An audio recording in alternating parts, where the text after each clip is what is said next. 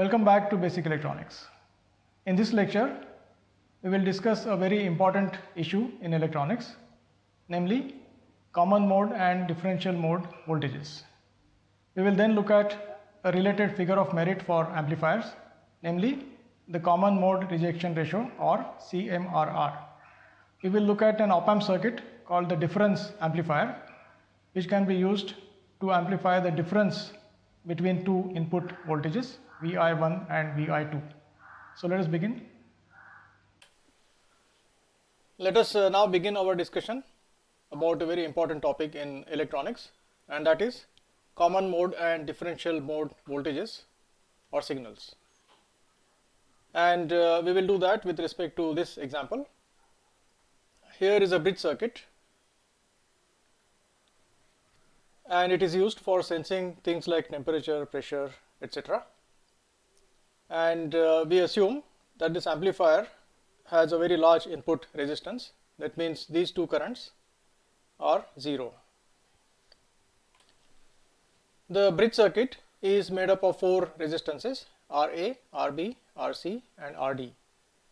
Out of these, RA, RB and RC are equal, constant, and that is denoted by R. This resistance RD varies with the quantity being measured, such as temperature or pressure.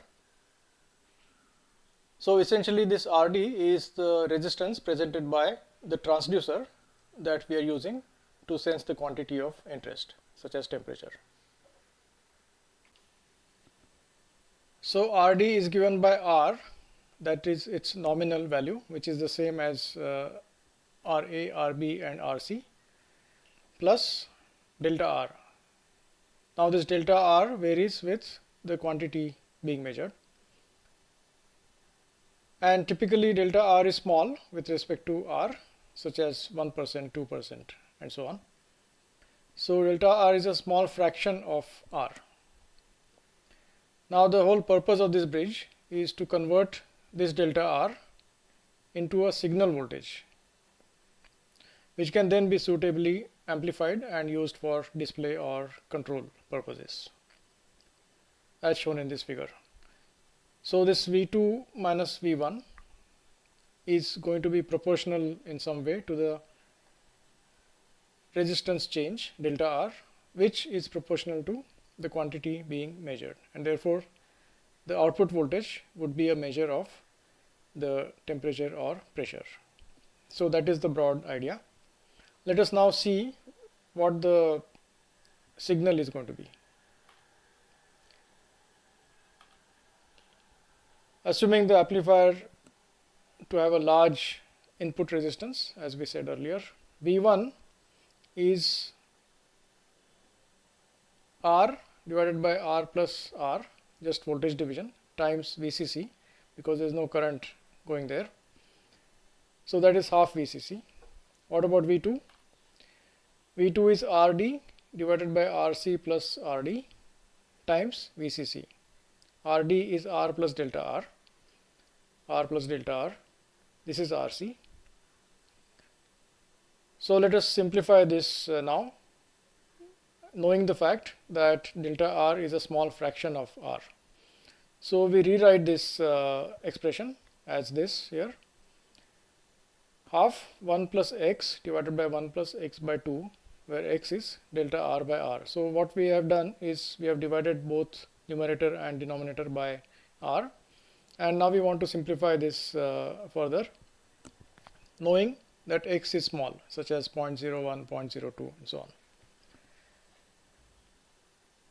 So 1 over 1 plus x by 2, if x is small, is 1 minus x by 2, and that is what we have written here. So this expression is the same as half 1 plus x times 1 minus x by 2 times VCC. And now when we multiply these two terms, we get 1 plus x minus x by 2 minus x squared by 2. So x squared by 2 is much smaller than x if x is small, and therefore we can ignore it. And then we end up with half 1 plus x by 2 times VCC, where x is delta R over R. Let us take an example. Say our VCC is 15 volts, R is 1K, so that means all of these resistances RA, RB, RC are 1K each. Delta R is 0.01 K, that means RD is R plus delta R, so 1K plus 0.01 K, that is 1.01 K. And now let us see what V1 and V2 are. V1 is VCC by 2, so that is 15 by 2 or 7.5 volts. V2 has two terms. The first term is VCC by 2, so that is 7.5 again. Second term is X by 4 times VCC. And what is X? X is delta R by R. So delta R is 0.01 K, R is 1 K. So delta R by R is 0.01. It's dimensionless, of course. So the second term then is X by 4 or 0.01 by 4 times 15. So that turns out to be 0.0375 volts or 37.5 millivolts. So here are the V1 and V2 values again for the example we considered. V1 is 7.5 volts there. V2 is 7.5 plus a small voltage, namely 0.0375 volts, that is V2. Now the amplifier should only amplify V2 minus V1, which is this quantity here, a small voltage, because that is the signal arising from delta R. This 7.5 has nothing to do with the signal or the temperature or pressure being measured, and the signal information is embedded only in this term here. So therefore the amplifier should amplify V2 minus V1 and nothing else. So that is the purpose of this whole setup here. Let us learn some definitions. If we have two voltages V1 and V2, the common mode voltage is defined as the average of the two, half V1 plus V2, and the differential mode voltage is defined as V2 minus V1. The common mode voltage is denoted by V sub C and the differential mode voltage by V sub T. We can also do the reverse transformation, that is, given VC and VD, we can obtain V1 and V2. V1 is VC minus VD by 2, V2 is VC plus VD by 2, and you should verify that these equations are identical to these equations here, the definitions that we considered. In our example, VC is V1 plus V2 by 2, so 7.5 plus 7.5 plus this small voltage divided by 2, and that is approximately going to be just 7.5 volts because that is a small number. So the common mode voltage is 7.5 volts. The differential mode voltage is V2 minus V1, so that 7.5 gets cancelled and we end up with 37.5 millivolts. Note that the common mode voltage is quite large, 7.5 volts, compared to the differential mode voltage, 0.0375 volts. And this is indeed a very common situation in transducer circuits.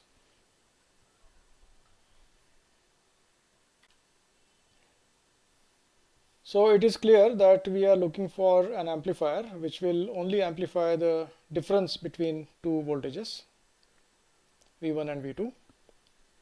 And here is a black box representation of such an amplifier. It has two input terminals, plus and minus, and the two voltages are denoted by V plus and V minus. Such an ideal amplifier would only amplify the difference between these two voltages, that is V plus minus V minus, giving the output voltage VO as AD times V plus minus V minus, that is AD times VD, where VD is the differential mode voltage. Now this AD is a gain, it's a voltage gain, and that is called the differential gain of the amplifier, and we have been simply calling it the voltage gain when we talked about the op-amp. Op-amp also has the same configuration. It has a non-inverting input and an inverting input, and it also has this relationship when it is working in the linear region. But so far we have only called the gain as simply AV, but strictly speaking we should be calling it the differential gain, or A sub D. In practice, the output can also have a common mode component. This component we have already seen, that is the differential gain times the differential input voltage. In addition, there is this common mode component. This is the common mode gain A sub C, and V sub C is the common mode input voltage. So an amplifier in practice will amplify not only the differential mode input voltage but also the common mode input voltage, which is of course undesirable, like we have seen in the last bridge circuit example. So AC is called the common mode gain, and we would like it to be small, ideally 0, because we want to throw away the common mode input voltage. So we don't want to have any effect of the common mode input voltage on the output voltage. And that is where we define a figure of merit called the CMRR, or common mode rejection ratio.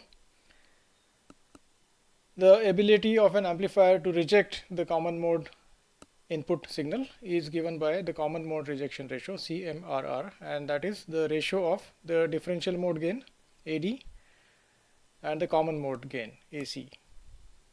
And of course ideally we would like this to be infinite, because we would like AC to be 0. In practice it may be large but not quite infinite. For the 741 op-amp, the common mode rejection ratio is 90 dB or 30,000. That's a large CMRR, and for all practical purposes we might consider that to be infinite for several applications. And in such cases the circuit as a whole may still have a much smaller CMRR, and that is because there could be mismatch between circuit components. For example, resistance values. Some circuits will require two resistances to be perfectly matched, but they may not be because of manufacturing limitations. And in such cases the mismatch between circuit components will determine the overall common mode rejection performance of the circuit. And we will look at an example of this situation soon.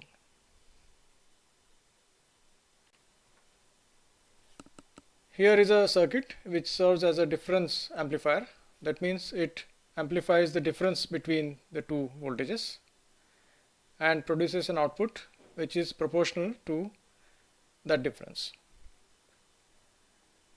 We will look at the operation of this circuit, but before we do that, let us ask this question: can we not use the op-amp itself as a difference amplifier? After all, it does produce an output voltage which is the open loop gain times V plus minus V minus, as we have seen earlier, as long as the op-amp is operating in the linear region. So what is stopping us from using that as a difference amplifier? There are two issues. One, as we have already seen, the gain of the op-amp is extremely large, something like 100,000, and therefore that means only very small voltages can be applied here. Very small differential voltages can be applied at the inputs. Otherwise the op-amp is going to get driven into saturation, either positive saturation or negative saturation, and we don't want that. That is one. And the second issue has to do with offset voltage of the op amp, and we will discuss that a little later. So for these two reasons, and there could be more, the op amp itself is not a good practical difference amplifier. Okay, let us now try to analyze this circuit,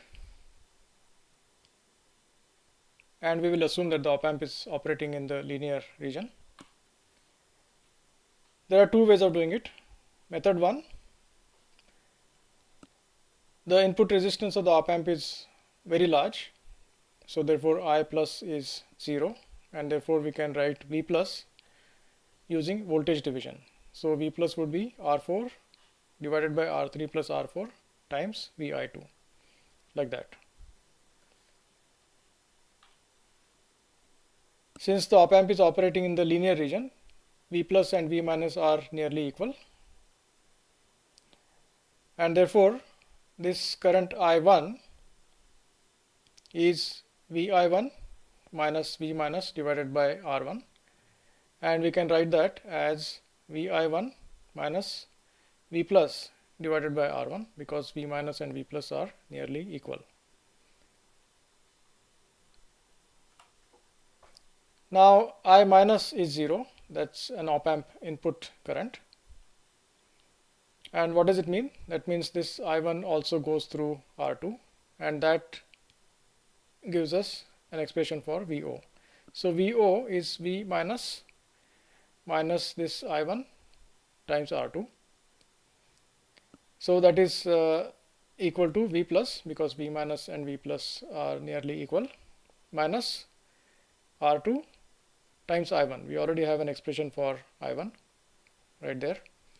So we substitute that and get this result.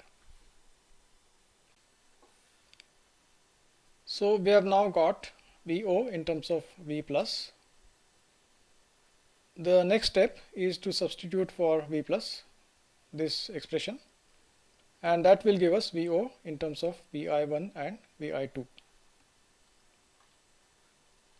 And in doing that, if we select R4 by R3 to be equal to R2 by R1, then we end up with this very simple relationship, namely VO is R2 by R1 times VI2 minus VI1.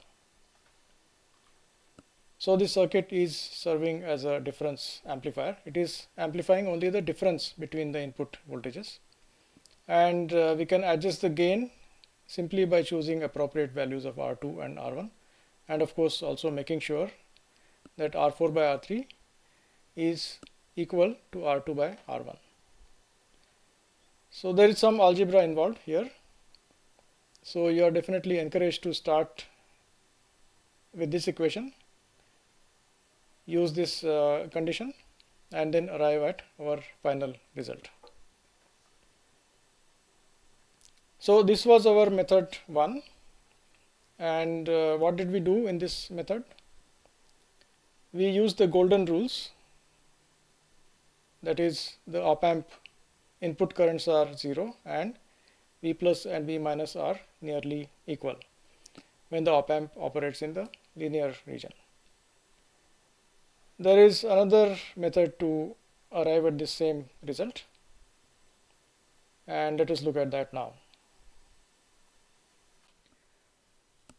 Let's now look at method 2, which is based on the idea that we should not really reinvent the wheel when it's not called for. And let us see what we mean by that. Since the op amp is operating in the linear region, we can use superposition. And this sounds strange at first, because when we think of op amp, we think of a very large gain, we think of saturation and so on. But when the op amp is operating in the linear region, its equivalent circuit is indeed a linear circuit. It has got an input resistance, it has got VC, Vs, and it has got an output resistance, and all of these elements make up a linear circuit. So therefore our entire circuit is actually a linear circuit, and therefore we can use superposition. So let us do that now. We have two independent voltage sources Vi1 and Vi2, and we can take them one by one. So we keep Vi1, deactivate Vi2, and we keep Vi2 and deactivate Vi1. So this we will call as case 1 and that as case 2. And what we can do now is find VO in case 1, find VO in case 2, and then simply add the two. What is case 1? Case 1 is actually an inverting amplifier, and we can figure that out when we look at this voltage here, V plus. V plus is simply 0 here, and the circuit is exactly the same as the inverting amplifier circuit, and therefore VO then is Vi times minus R2 over R1. So we are not really reinventing the wheel here, we are using existing or known results. So that is our case 1. What about case 2? Case 2 is very similar to a non-inverting amplifier, provided we get this voltage, and that is easy to do since this current is 0. This V plus is given simply by voltage division between R3 and R4. So therefore V plus, which is the input for the non-inverting amplifier, is R4 divided by R3 plus R4 times Vi2. So V plus times 1 plus R2 by R1 is VO, because we already know the gain for the non-inverting amplifier, that is 1 plus R2 by R1. So that is our VO2, 1 plus R2 by R1 times R4 by R3 plus R4 times Vi2. This is the gain of the non-inverting amplifier, and the input voltage for the non-inverting amplifier is, as we have seen, this quantity here. And now we can put these two together, and the net result is exactly what we had in the last slide. VO is VO1 plus VO2, and that is our VO2, that is our VO1, and therefore again it boils down to R2 by R1 times Vi2 minus Vi1, provided R4 by R3 is selected to be the same as R2 by R1. And it is easy to see that this will happen. Suppose we take R4 out and R3 out, then we see that this 1 plus R2 over R1 and 1 over 1 plus R4 by R3 will cancel out, and then we get this result here. So superposition is very handy, at least in this case, and you can do things almost by inspection, much simpler than what we did in the last slide. Let us now come back to the bridge circuit. If you recall, we wanted an amplifier which will give an output which is an amplified version of this difference V2 minus V1. And now we have got that amplifier, our difference amplifier. And in this example, we have R2 equal to 10K, R1 equal to 1K, and R3 the same as R1, R4 the same as R2. So the gain of this difference amplifier is R2 by R1, which is 10K by 1K, or 10. So VO then is V2 minus V1 times 10. So we seem to have got the solution we were looking for. But there is a problem, and let us see what that problem is. When we connect the amplifier to the bridge circuit, we expect that V1 and V2 stay the same as before.